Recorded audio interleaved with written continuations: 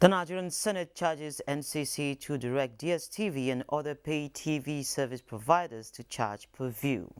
Experts urge Africa to take conscious steps towards building resilient economies in the journey to recovery. Plus, oil prices fall over 5% as US gets set to announce another strategic reserves release. This is Business Express on the network service of the Nigerian Television Authority, the NTA, and we are reaching you from Abuja, the nation's capital. I'm Leah Baba today. You're welcome.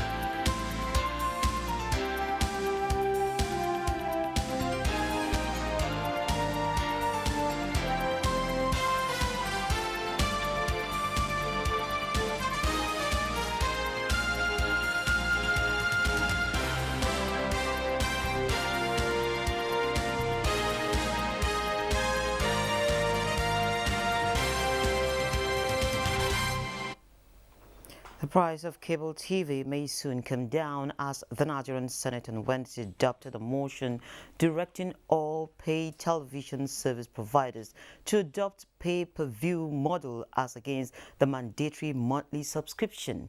Senator representing Benue South, a senatorial district, Abomoro, who sponsored the bill, lamented the incessant hike in prices of various bouquets by the service providers, which have been raised again without considering the economic hardship subscribers are passing through. The Federal Ministry of Communications and Digital Economy, as well as the Nigerian Communications Commission, were asked to investigate the frequent price hike. Scientifically balanced full picture of the situation as provided for in the international precautionary principles. The pay-per-view that Nigerian subscribers are demanding for to avoid paying for services which they may not consume. The service, the quality of service they are providing to Nigerians. If service is poor, to establish an ad hoc committee to further investigate this incessant increase in fare or fees by DST. Okay, experts are urging Africa to take conscious steps towards building better policies and establishing resilient economies in the journey to recovery. These formed parts of outcome at the virtual 2022 Africa Public Sector Roundtable. Bosside Abel reports. COVID-19 pandemic brought unprecedented disruptions globally, reducing earnings and increasing poverty and food insecurity. While the global economic effects of the pandemic have started to recede, 2022 seemed to be a difficult year for the African continent. The reason policymakers are adopting strategies for a resilient post-COVID-19 in the public sector. This online roundtable for the Africa region tagged a more responsive public sector, creating value for sustainable development, is another platform for harnessing public finance management strategies. Local capacities and capabilities must be strongly developed. That would assure availability of local resource base that would drive reform process in public finance management sphere.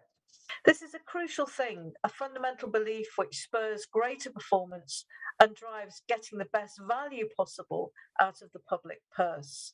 Today about the future of the public sector in Africa, the accountant's role in shaping that future. Financial reforms, capacity building, resilience and sustainability in the public finance management system are some of the solutions profiled in preparing for a post-COVID-19 era. This is why we come to the need for supportive strategies, policies, laws, and procedures. We need well-functioning organizations, educated and skilled people. These improvements, experts say, must be technologically driven in the public sector to improve performance and reduce pressure on fiscal policies. Bosside Abel, Business Express. Oil and gas stakeholders are concerned that a period of high energy prices driven by war and tight market fundamentals is looming as global diesel shortage increases the risk of oil price spike. This is as the price of diesel and other distillate products, including kerosene and jet fuel, is already skyrocketing. Experts say it is hard to predict which way the situation and markets will go. Lydia Sampson has details. Energy crisis occasioned by the Ukrainian and Russian war is taking its toll globally, and Nigeria is not exempted. The Russia-Ukraine war, seemingly far away, is having far-reaching impact on not just global economy, but a critical sector, the global oil market. Ironically, the high prices are being passed on to consumers at the pump in their diesel and electricity bills. Experts say high energy prices contribute to increased costs of virtually all goods and services, further fueling the energy challenges. Geopolitical tensions in Ukraine and Russia, prices of crude oil went up exponentially. When crude oil prices rise to that level, it also affects the derivatives of crude oil. So prices of diesel also went up. Global stocks of diesel and other middle distillates have fallen to the lowest, and experts predict similar shortages of these transport and industrial fuels may propel oil prices to a record high. The price of diesel is going up, of course, because the price of crude is going up. Yeah, but we have to find ways to, and if we manage the economy in such a way that we had invested back into the economy through these commodities instead of selling them, we would have a situation where the average Nigerian would be able to afford these increasing prices. In Nigeria, petrol is transported using petrol tankers. With the demand for diesel so high, transportation of petroleum and other heavy-duty freight transportation has continued to have adverse reactions on the value chain. If the product can be produced in Nigeria, there's nothing like a so-called landing cost that bring up the price of a petroleum product. Even the economy of our country is going to be improved. The expectation is not just for local consumption, it's to export refined petroleum product. The invasion of Ukraine and subsequent boycott of Russian fuel threatens to make diesel shortages worse, though countries around the world are battling fuel shortages. As the war continues to increase pressure in the system, some analysts say the risk of disruption to supply has not yet been fully priced, adding that the world may be poised for further scarcity and supply disruption. In Abuja, Lydia Sampson, NTA News. Thank you, Lydia. There with some energy sector issues, and it is going to dovetail into our focus this morning. Now, there is no doubt that Nigeria has huge infrastructure gap. While government is striving towards bridging this wide gap, the country still faces activities of bandits and terrorists as well as vandals, which are destroying the available infrastructure, from railways to ports, pipelines, and electricity.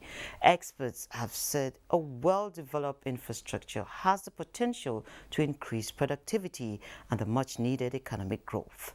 One of such experts is Professor Uche Waleke, who is with me in the studio right now to speak on the need to protect infrastructure as well as raise funds to finance this same infrastructure. Professor Uche Waleke is a professor of capital market at Nasarawa State University, KEFI, and President Association of Capital Market Academics of Nigeria.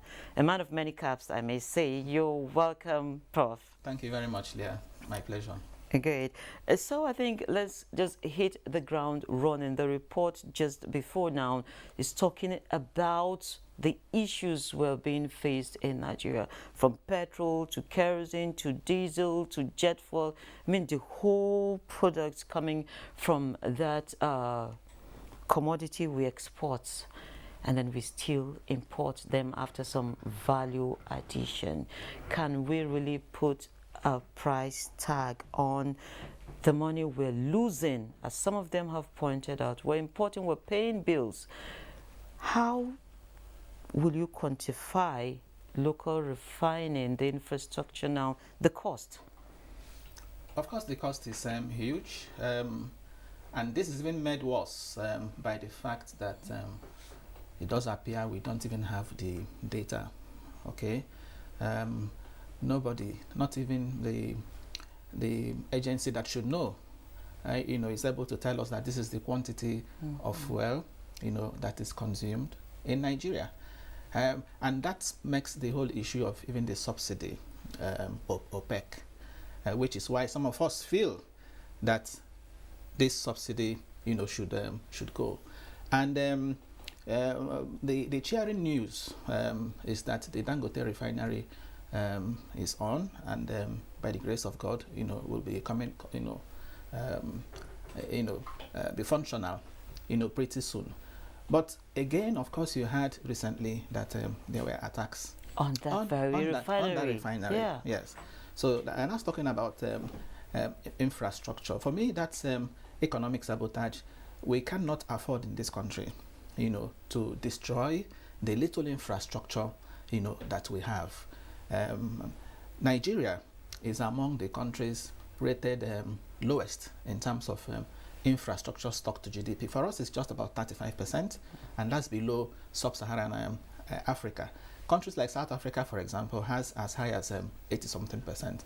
And if you look at I think the most recent global competitiveness report, which also ranked Nigeria 130 out of 141 countries in terms of quality of infrastructure. And some estimates have it that for us to get a handle on infrastructure or to bridge this infrastructure gap, we need to spend as much as $35 billion on an annual basis, up to 2046. Where are we going to get that kind of money? So even if you put the entire budget, that of 2022, if you recall, is just 17 trillion. If you put the entire thing to infrastructure, the whole, will still be there. And that is why the private sector, has to come in. And that's why I'm happy that the government and national development plan, places emphasis on the private sector bridging the infrastructure gap. The private sector contributing as much as 85%. But the private sector isn't going to do that if we have this insensate destruction of infrastructure. Yes. Why should a sensible person, for example, go to attack rail infrastructure? Okay. Let me even give you this famous quote by John F. Kennedy. John F. Kennedy once said that America has good infrastructure, not because America is rich, but America is rich because America has, infrastructure. As a matter of fact, he was emphasizing, good roads. So when you have good roads, when you have rail, you have ports, okay, these are the infrastructure that drive development. So you can't talk about increasing the employment rate, okay? You can also talk about reducing inflation rates when these are not in place. Transport infrastructure, for example, is linked to trade, okay? Trade contributes about 15% to GDP. And if you look at the GDP report, the recent one that talked about GDP improving, trade contributed, significantly. Trade and transport, they are linked. Transport infrastructure is also linked to inflation. Part of why inflation rate is high in Nigeria today, especially food inflation, is because of transport challenges. So if the government is trying to fix these challenges, incrementally, gradually, and then you find these little ones that will have been destroyed, of course, it doesn't send the right signals. So an investor, for example, coming into Nigeria to invest in rail, okay, would pull back, okay, knowing full well that that infrastructure is not protected. Okay, while we're talking about protecting that infrastructure, I want to take you on two things before we leave that rail sector. And the first is Minister Amechi puts the cost of the destruction on the Kaduna-Abuja rail track at about 3 billion naira. And people are asking, why that much? Does it have to do with just the infrastructure now, or does it have to do with the revenue that is being generated and the period of that of the time that the train would be moving? Can you help us to explain this? Okay, if I understood what the minister said, minister didn't say that would be that was the cost of the destruction. I think minister was saying that the 3 billion was the requests, the ministry had made in connection with, having in place some surveillance systems, along our rail lines, not only Abuja, Kaduna, but also, Lagos, Ibadan. That request was made, but because it was delayed and it didn't come, that's partly, the result, that we had, and that to even put that in place now, would cost much more. Yes, because there's been a lot of back and forth on what he actually said and what it meant. Yes, I think that was the point he was making. But I also think, when you talk about, as a matter of fact, I just, finished doing a presentation on a public-private partnership, and it's in connection with what I'm about to say now. When you have public-private partnership, because that's the only way the country can drive infrastructure, the government can do it alone. The private sector, must come in. So the case of Abuja, Kaduna, for example, there are expectations from the government, even in the case of public-private partnership, because we have what is called allocation of risks. Part of the risk that the government, would bear in a PPP arrangement is the protection of, is the provision, if you like, of security of property, security of, even lives. Talking about the workers, the laborers in the project, and also property. That is the responsibility of the government. So I even think that these surveillance systems, should have been put in place.